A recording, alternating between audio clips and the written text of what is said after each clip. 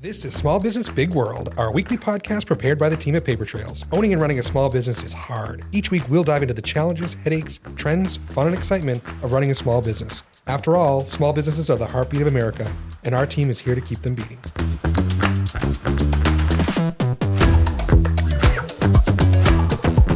Welcome to Small Business Big World, our weekly podcast where we talk about all things small business. My name is Chris Cleft. Today I'm joined by Jeff Burnham. Jeff is our sales manager here at Paper Trails. Today we've got an interesting topic that clients ask us about all the time is how do I price myself? How do I price my products? How do I price my services? People are nickel and diming me. How do I handle that? We certainly deal with that in our own business, right? Oh, we deal with it Jeff's every the day. sales guy. He gets those calls all the time. Absolutely. It's probably the hardest thing a business owner does. Right. Is try to price it. And certainly we see a lot of industry standards, right? So in restaurants, there's certain formulas. In retail, there's certain formulas. In a service business, there's certain formulas. But that doesn't always work right for everybody. One of the things that, I tell clients is make sure you're valuing yourself, making sure you're charging for, your services, your products appropriately, right? You cannot stay in business if you are not charging appropriately. Certainly the last couple of years, we've seen rapid inflation, and that's rapid inflation on overhead, on products, on services, on labor. Labor costs have, we're the payroll company. I promise you, people are paying more, right? Every day. Every day we get those rate increases, big rate increases. 5 and 10% increases the last couple of years on labor has not been uncommon. So, certainly you got to take that into consideration. So Jeff, what are you seeing when you're out there talking to people? How are people pricing their products? What are you seeing? I think what's hard is, it depends on the industry. Every industry is a little bit different. So, when we're talking to these business owners, whether it's, a small mom and pop, it's just the two of them trying to run the corner store, or, it's a mechanic running a shop with, 3, 4, 5 guys. It's how do I cover the costs? How do I make sure that I'm charging a cost that's fair to the customer, but also I'm covering my overhead. I'm covering my variable costs. The cost of insurance continues to go up. My health insurance went up. I want to provide my guys a retirement plan. I got to make sure that I can afford that as well. It's all the little things. So that conversation is different every single time. And it's hard to say, this is what your cup of coffee costs. That's the hardest thing. You talked a lot about variable costs. So let's take that cup of coffee. Sure. Right? So when we talk to clients, what's the variable costs of that? Start with that, right? So every cup of coffee, I have a cup price that it costs me to pour that cup of coffee, right? Absolutely. And what do you think goes into that? I mean, you've got things like you've got the wages that are going into that. You've got the cost of the coffee grounds. You've got the cup, the little water. Right. Everything goes into that. Right. So that's your variable cost. And then your fixed costs are things like your rent, your insurance, your electric bill. Guess what? You're going to be open 80 hours a week. The electricity is on 80 hours a week, right? You're running water that many times. Those are your fixed costs. Generally speaking, those are, the same every month, right? Your rent is usually the same every month, your mortgage. So, you have to figure out when you are pricing, you got to figure out how to sell enough of your products and keep the variable costs low enough to cover that overhead, right? We had a client come in and she's having an issue in her retail business where she sells a ton of small widgets, right, for $6 or $8. Mm-hmm. And she's like, the margin's great on those. I do a 250, 300% markup. It costs me $3. I sell it for $9. Yep. Well, you got to sell an awful lot of widgets to cover your $3,500 a month rent, to cover your insurance, to cover all of those kind of things. Correct. And so, then she has another store where she has much higher priced items, but her markup isn't as good. So she's selling, clothing for $100 a piece, but she pays $60 or $65 for it. So her markup is not even 100%, but she's putting more dollars in the bank. She can sell fewer sweaters and make more money than selling 500 widgets, right? Sure. So just those kind of things, and a product mix is important too. Absolutely. So when you're having that conversation with the client, Chris, how do you get their head to wrap around that when they see my margin's great on the widget, but on the higher end piece of clothing, it's just different? It's I call it the product mix, right? Mm-hmm. So in most businesses that sell a product rather than a service, there are different products and different markups, and certainly Some of the higher end things have a lower markup, right? If you're selling a more expensive item, you may not be making as much on that. But again, you put dollars in the bank, not percentages. Correct. And so that's what I try to tell people. Like, you have in your mind, I need 100% markup on every product. Well, that's not necessarily true. You may need, as long as you're 100% across the board, if you're selling some at an 80% markup and some at 150% markup, it balances it out. And so you can get your percentage depending on what you're selling. That particular client, I said, why don't you look at switching up your product mix in that store? Try to get some more edge up a little bit, right? Or that $8 widget they were selling, can you get 10 or 12, right? Right. Make you a few extra bucks, and the margin's even better, and you're putting more dollars in the bank, right? So you got to kind of play with it, and that's what's really hard about pricing these products. And certainly, in this situation, the clothing that she's selling is it's a big name brand, and they tell her you can only charge this much, right?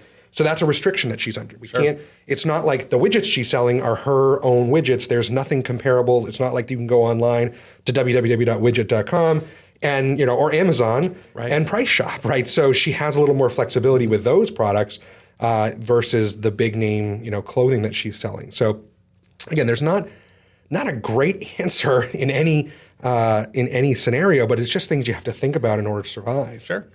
We have another client that teaches fitness classes. Yep. And, same thing. She was really nervous to increase her prices, per class. She charges per class because, I'm afraid people won't show up, right? Well, I promise you, people go to the grocery store every day. They know that a head of lettuce is 3 times what it was 3 years ago, right? Oh, absolutely. And, so certainly it cost more. She's like, I made so much less last year. Well, because your rent went up, your electric went up, your insurance went up, your wages went up. You had to pay your teachers, your instructors more every week to teach these classes, but you didn't charge your customers more. And she really had a rough year because the cash flow wasn't there to support a lot of those things.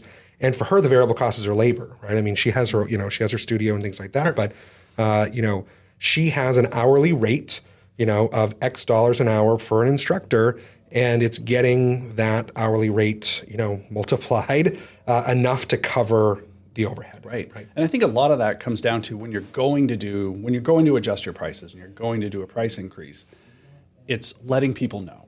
Yeah. Don't surprise them. If you're paying, X number of dollars every single month for, Y service, and then all of a sudden, if it's an auto bill, if that rate just jumped with no warning, I think that's when consumers honestly have that visceral reaction and say, wait a second, what are you doing?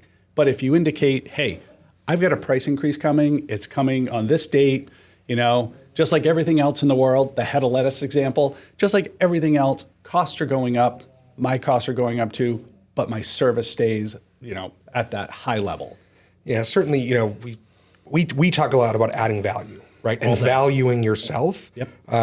We provide a great service to our clients, and we think we do anyway. Oh, absolutely. The feedback we get is great. But it's, I'm not afraid to charge what I need to charge to make sure that our staff is paid appropriately. We have the right benefits. We have the products that we need to service our clients. Someone will come to me and say, can we get something from Staples? Can we order? Like, okay. Yes, get what you need. The $13 desk organizer is not going to bankrupt me. Yep. And if that makes your job a little bit easier, that's all the better, right? Yep. Certainly not that we don't want to cut, we don't need to watch our costs, but there are things that, if something's going to make your life easier, take a second and...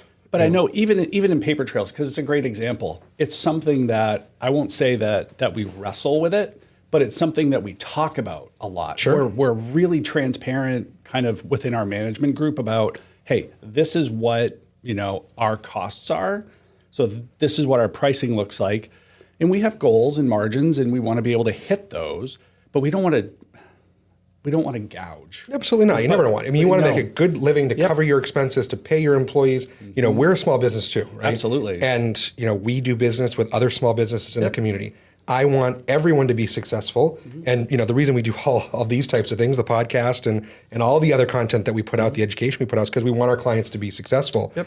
And if they're successful, we're successful. Absolutely. If they're hiring more employees, we're making more money. Correct. And it goes around Yep. and so forth. So for us to be able to do that, the value that we provide is so much more than just the widget or, payroll's a commodity, right? Right. You can call 1-800-payroll company all day, every day. Yep. I know you say all the time, what's your line? Payroll is not cool. Payroll's Not cool. But and it's one of these things where, we wrestle with that pricing piece, but, since day one in our quote, it is said, we won't nickel and dime you because we don't like to be nickeled and dimed. Right. When pricing is transparent, it makes life easier for everybody. You know that, if I'm going to add an employee, it's going to cost me this, or, hey, Paper Trails is going to change its pricing, adjust its pricing in some way. Here's your notice that this is going to happen. Right. And inevitably, I think in any business, you're still going to get those customers that say, I didn't know you were doing this. Well, I told you 90 days ago and 60 days ago and 30 days ago. But I think it's a good opportunity to sign. have that conversation too, always. right? I mean, say, listen, these are the things that we can help you with in addition that are already included in what we do every day. In your services. And you tell people all the time, we're not the low cost provider. Never going to be. But we do this, and this Sure. to help bring value to the product. Yep. It's not, again, you can call the big guys, you can call it all day, any day. I bet you could find someone that's going to beat us on price. Sure. But we price our services based on the value that we're providing. That's correct. And, even some of our local competitors, our staff is twice the size of some of our local competitors with similar number of clients and services. And I think it's because we focus a little more on what we're doing. Yep. And again, that's why it's more expensive, right? It is. And we're more proactive in a lot of things. It is. And we want, as an organization, we want our customers to be able to call. They want to call a 207 number. They want to get, Carrie, who they've seen at a PTA meeting or they've seen at a game or, they've seen Carrie come into their restaurant. They want to be able to see that and know that person. And, with in a lot of industries, they talk about knowing your customer. We absolutely know our customers. Sure. We know them. We know because we ask. We want to know what are the goals. Yeah. Do you have an expansion coming? Or is retirement in the horizon? Anything like that, we want to know so that we can help them and bring them that value and get them referred to the people that, potentially they need to talk to help with those services. Yeah, absolutely. And that's the value that we create, and looking outside, in other industries, there's different ways to add value every time, right? And it's always, you have to differentiate yourself from your competition because, my father owns a restaurant, right? So I always go around town and I say, hey, how much is a garden salad and a cheeseburger at every restaurant in town, right? Because those are pretty standard products. Right. There's not a lot you're differentiating unless you've got a Wagyu beef or something like that. I can tell you everyone gets their burgers from the same guy down the street. And they're good burgers. They're great burgers, but it's those types, that's the baseline, right? Sure. And then, okay, that's the standard on the menu. But then how do you, again, create your product mix to be able to, adjust and price appropriately? We look at a 30% food cost in a restaurant industry typically. And, it's the burger is what it is. It's $3.99 or $4.29 a pound or whatever it is now. Your bun is 25 cents, your cheese is 20 cents, your lettuce, tomato, onion, French fries, ketchup, all those things, multiply that by a little over 3 and you get your price, right? Mm-hmm. That's a pretty standard formula and everyone's doing that across the board. So when you're looking at your competition, look at your baseline. Competition's not, it's important to see what the market looks like. Correct. If you're charging $50 for a cheeseburger and the guy next door is charging 15, why, right? Yeah. What real value are you giving in that, right? And I would say in one of the most competitive industries is the restaurant business in terms of pricing. I can tell you that's always the number one review is, oh gosh, it was so expensive to take my family to dinner. Well, I can also promise you that it's expensive to go to the grocery store and buy that. You have I 3 do. children. I mean, I'll use myself as an example. A family of 5 for us to go out to dinner. My wife and I, we know before walking in the door, here's the 3-digit number it starts at. Yeah. And then the grocery store, we kind of make it a game. I hate to say that. It's, we know that it's going to cost us, this many hundreds of dollars this week to go buy groceries. Can we get it below that? What can we find that's on sale this week that's going to get us below that? So those prices are, you're constantly seeing it. Sure. And everyone's price conscious, right? You got to be. I mean, in this day and age, things are so expensive and, life has gotten so much Oh, more boy. expensive for sure. So, one of my clients came in the other day and said, I just went and dropped my truck off at so-and-so's shop. And he's got the big sign on the wall, $125 an hour. Yeah. Right. And I stopped and I said to him, $125 an hour, think about what that goes into it. There's a lot in there. What's a skilled mechanic cost today, right? Sure. Our cars are computers. They're not, Correct. All day. It's right. I mean, so you have to have the mechanical knowledge. You have to have the technical knowledge now. It's not just unscrewing a bolt and screwing it back in anymore. Sure. It's unscrewing the bolt, screwing it back in, and plugging the computer in to see, did I fix the error code, right? Yeah. Did I put the screw back in right? Right. To be honest. Right. I mean, it's that simple. Yeah. And so you're probably looking at labor of $40-$50 an hour for a skilled, auto technician, right? They're not called mechanics anymore. They're auto technicians. Yes. And that's their way of creating value, is saying, hey, we're going to change the title. They are automotive technicians, Yes. right? They are not mechanics anymore, because it's much more than mechanical, right? Right. So, when you think about that, you're looking at $40, plus you have health benefits. Everyone asks us, what's it cost me to have an employee? You got your straight. This is the big question we get. You got your straight wage. You have your employer taxes, which on average are going to be between 8 and 10%. Yep. Though it's a little bit variable, and we could talk about that some other time with caps and things like that.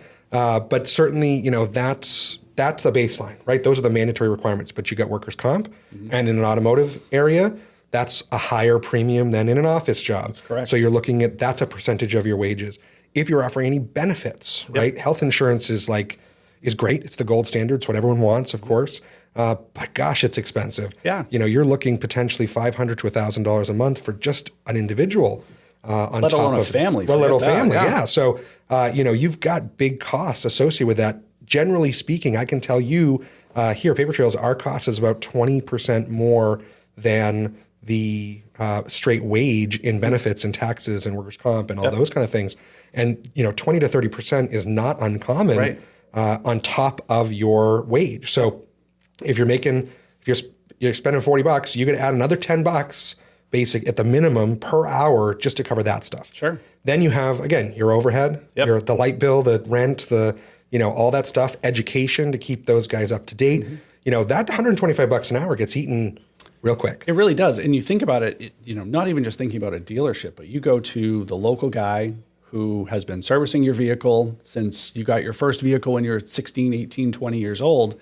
The investment he makes in his business every year, whether it's a new lift or an alignment machine or the technology he has to just have there to be able to read the code that says, this is what's going on. Yeah. And that's a huge investment on their part. Yeah, and we were talking about that this morning, right? Investing in your business. And all day. We have a friend in our industry who is grossly undercharges their clients. Yep. And we tell them all the time, you need to value your services, you need to invest in your services, you wonder why, you're rubbing two nickels together to make it, work at the end of the week, because you're not charging enough. Right. And this is, for the exact same service, we're charging 3 times what they charge. But we don't have any problems delivering on the promises that we make. We don't have any problems staffing ourselves. We're not, generally speaking, we're not working nights and weekends. Certain times a year, of certain course, times a year, absolutely. But there's we're not working ourselves to the bone because it is what it is. And their argument was, well, my clients can't afford it, and it's a real argument. But those clients have business decisions to make every day as well. Correct. Right. And they can choose not to work with you. And that may seem like a bad thing, a scary thing, right? Gosh, I lost a client or I lost a customer. But maybe that customer was dragging you down financially, labor, and mentally and physically and so forth. So you can now take that time or give yourself the time back. You could take that time and turn around and go find a client that's going to pay you twice as much and is going to appreciate the work that you do. I think it comes down to the appreciation part because, we've talked about this a lot over the years that, we've talked about, people say they're a great customer. Yeah. Well, they're a great customer. Everybody is a great customer. Absolutely. But nobody wants to be a pain in the ass. No, Nobody wants to be that, right? No, but there are times where there's a little pain and suffering that goes on there too, and maybe that pain and suffering you have to weigh that out. Is the pain and suffering worth it? Sometimes I hate to say that. Yeah. It's awful to say, but we have that conversation on a semi-regular basis. And not every customer is right for every business, right? I mean, there are times we take a look at someone, we have a conversation with them, we evaluate their needs, right? We're always in our service industry, of course. It's much more difficult in a retail or that kind of environment, a restaurant. You can't stop and say, oh no. Yeah, you can't have a cheeseburger today. Right, you look like you're going to be a nightmare. Sorry, you can't come have a cheeseburger, right? That's really hard. We recognize that. Right. We're very fortunate in our industry that we're evaluating our clients just as much as they're evaluating us. We're evaluating them. And we're not afraid to say, I don't think we're the right fit, right? Because or other times what we've done is we've, if we feel they're going to be painful, we will price that way, sure, right? And that's I won't say that it's a pain tax, but it's a we know we're going to have to spend more time with this client, and we need to compensate for that, right? It's about the labor that's going to have to go into that relationship, because we try to do as much due diligence up front before we enter into an engagement. Tell me about your business. Tell me what your needs are. We learn about the pain points. Pain points are different for everybody, but we want to learn about that to know, okay, you're going to need, 3 times more help from the team than somebody else. Yeah. Well, then we've got to factor that in there. Absolutely. And we're transparent about that. Your needs are great. We're going to have to make sure that person is dedicated and there and available. And when you call, the phone gets picked up. Sure. And when you're talking about building, selling widgets and so forth, that's again a little different conversation. But I'll tell you right now, I've gone through Disney Institute training for customer service and so forth. Disney will not sell tickets to people that have been issues in the past, right? They have a special call center for folks that are their painful clients. Everybody, you can come up with something because guess what? You don't want that client to detract from giving great service to everybody else. Right. So they even segregate their clients and their customers from going into parks and things like that. Sure. So there are multitudes of different things you can do to try to prevent that. We have a couple of local friends who are restaurant owners who might be the keyboard warrior after the reviews. I'm not so sure that's the best way to go after it, but certainly you can see please don't come back. Hey, thank you so much. I'm sorry we couldn't meet your expectations. Here we're going to take care of dinner tonight, but maybe not come back next time, right? Right. I don't think that's impolite to say. No. Because, again, it's only dragging you and the rest of the staff and the rest of your customers down, and it's creating an environment in that restaurant or whatever it is. Don't say, GTFO, Right. You don't want to do that. You don't want to be polite about it, right? You always want to exit gracefully. That's certainly. We always like to say, in the unlikely event that a relationship has to end for us, we want to part as friends. Yeah. And we want to make sure that, if we weren't the right fit for somebody or the experience wasn't right, okay, where are you going? Tell us what they need. We're happy to provide the information you need, no matter what the service is. It doesn't feel good, when a relationship like that ends. But sometimes it's the right thing to do. But there's no need for animus. There's no need for everyone to go away angry because it's just it ends because poorly. We're going to end up seeing them someplace else in life, and you want to still be able to say, "Hi, Joe, how are you?" and get Joe to say hello back. Absolutely. So when you talk about creating value, it's also about setting expectations. Correct. Right. We do that all the time, right? We will do this for this, but the timeline is this. Right. And I think that's important in pricing too. And, we had a little bit of a bum rush, a rushed deadline recently. And I said, this is quite frankly, we just don't have time for this. And I wish when we started this, I could have said, because we have a very, very compressed timeline for what you need this, it's going to cost a little more. Right. But, when we disclose price, we stick to it and we don't change it. Yeah. So, even though the time horizon may have shrunk and we have to get it done, it still gets done. And measuring those expectations ahead of time and setting deadlines. We do that all the time. I mean, we're a very deadline-driven business. Sure. From federal standards and payday. Right, payday is a deadline. Oh yeah. And we tell our clients, if you don't send us payroll by this date at this time, you're not going to get paid. Right. Now we can work with you and figure things out. If you don't have money, if you need this, if you need, whatever, there's solutions. Going on, just communicate. But the expectation has been set from day one that you need to do your part in order for us to do our part. Sure. So, we've talked a lot about value and pricing and what else do you hear from people? It's interesting, Paper Trails as a brand it's a wonderful brand and with a wonderful reputation. I think a lot of that, I'm not going to blow smoke here, so don't get a big head on me. But a lot of it is and there are a lot of folks that I jokingly refer to it internally as the full Chris experience. There are clients we take on that I only want Chris.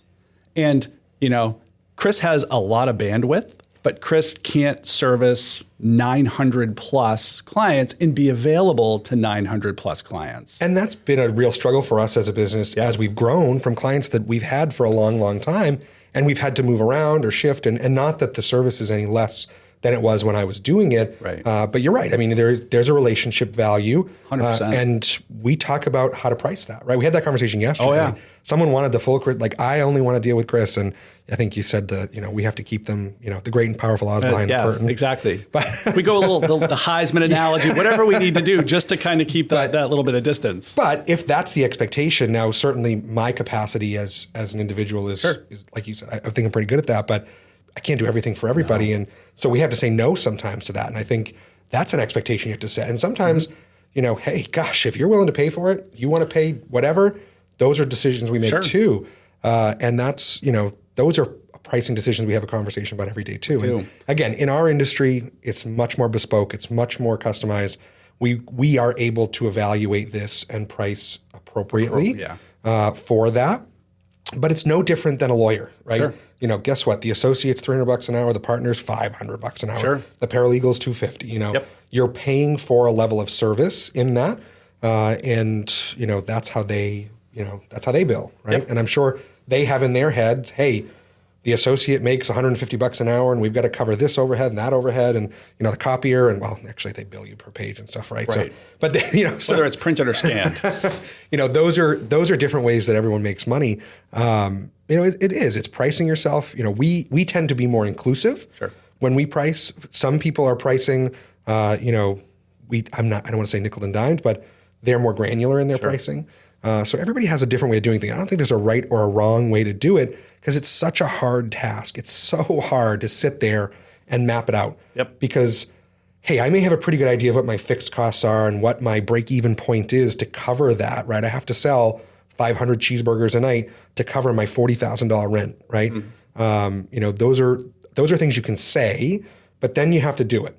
And you have That's where the rubber meets the road. Yeah. That's the hardest part, actually doing it. Right. You can model it all day long to get to your break even, but then you got to say, all right, can I do it? Yeah. Right. Can I actually, when I open those doors, are the people going to come? Mm-hmm. Am I going to sell the widgets? Am I going to sell the cheeseburgers? Yep. Am I going to be able to sell my services? And even for us, we look at growth and staffing. I mean, staffing is our greatest single expense in our business.